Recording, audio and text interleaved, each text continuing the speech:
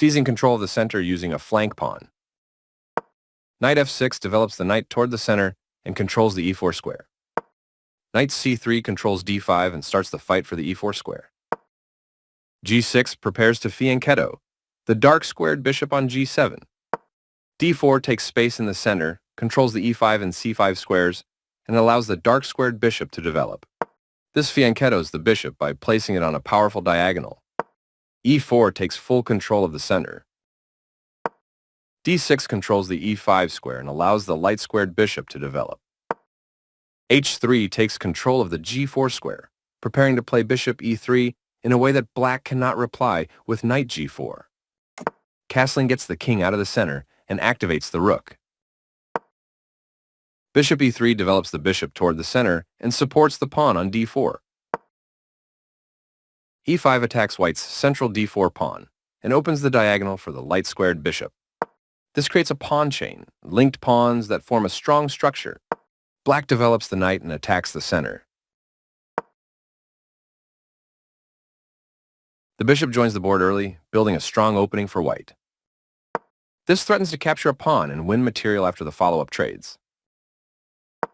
This prevents the opponent from being able to tactically win a pawn. This is the strongest option, developing the knight and increasing influence in the center. Very precise.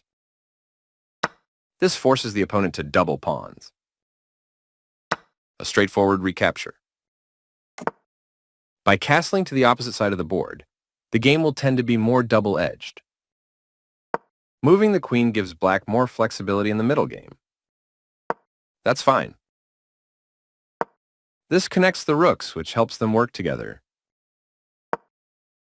This threatens to force isolated doubled pawns. This misses a better way to centralize a knight, so it controls more squares. This is a fair move. That's not a mistake, but it's not the best move either. Kicking off a pawn storm. The best option was to push the pawns further toward the king. This permits the opponent to push the pawns further toward the king. The pawns are advancing, aiming straight for the king. Black keeps the momentum, moving the pawns forward. Right on target. There were worse moves, but also something much better. One of the best moves. A solid choice. That's fine. The best option was to attack a pawn chain. White's pieces moved to a square with greater activity and control. The better move was to attack a pawn chain. The best option was to force weakening the pawn structure around the king. This is not the right idea. This strikes at the center to fight for space. The piece finds a new active square.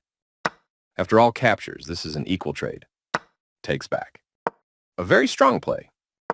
This is a fair move. One of the best moves. A solid choice. White launches a pawn advance, pushing toward the opponent's king. That's not a mistake, but it's not the best move either. This doubles the rooks on a file, which allows them to team up to create threats. This is the strongest option. Very precise. Right on target. The bishop finds a new active square. The pawn is now adequately defended. A very strong play. This is the strongest option. With the rook now developed as well, white has all pieces ready for action. Very precise. That's fine. This is a fair move. The rooks are coordinated and powerfully doubled on the file. One of the best moves. Right on target. This loses material. This wins material. This moves the rook to safety. That pawn was free for the taking. This is the strongest option. White will be winning a pawn with that fork. This defends a knight that was under attack and had no defenders. That was a free pawn. This move puts the pawn on a safer square. This wins time by threatening a queen and forcing it to move away. This wins material. This pins a pawn, which restricts its mobility. A solid choice.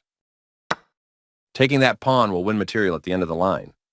A clear recapture. A straightforward recapture.